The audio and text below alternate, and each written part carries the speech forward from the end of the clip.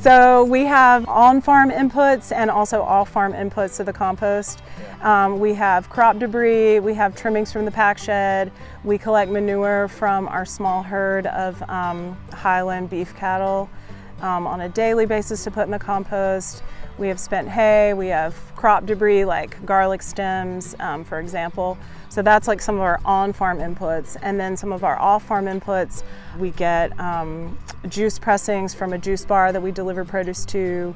We get other vegetable scraps like pre-consumer vegetable scraps from restaurants. We get coffee grounds.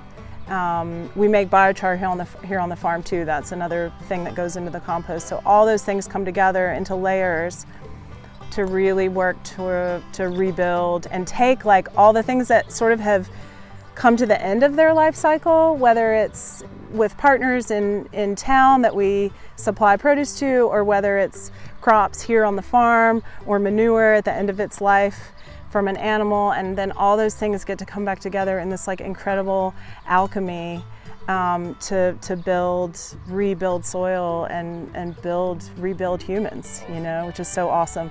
And being certified organic was really intimidating when we first got certified to think about compost.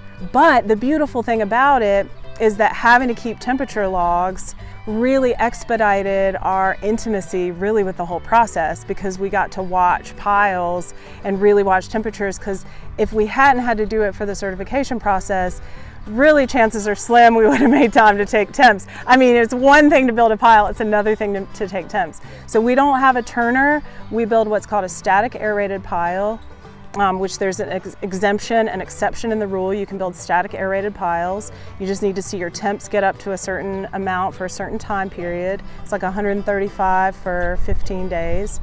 And we only turn our piles once. We don't have a big turner, and we want to really get our piles more in the fungal direction instead of the bacterial direction. So we like to let them, you know, sit longer and just turn them once.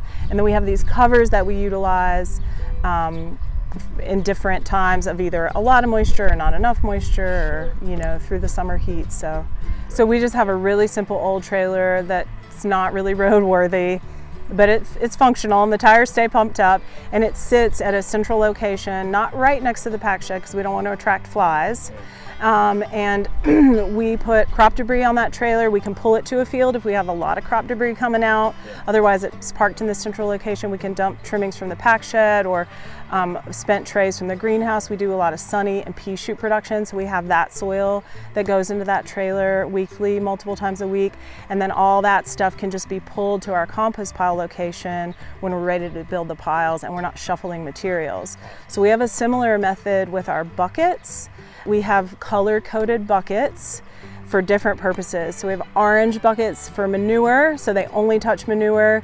And then we have mostly green or blue buckets that go to town and go into restaurants or into kitchens and get pressings and debris that comes back to the farm. Right. So.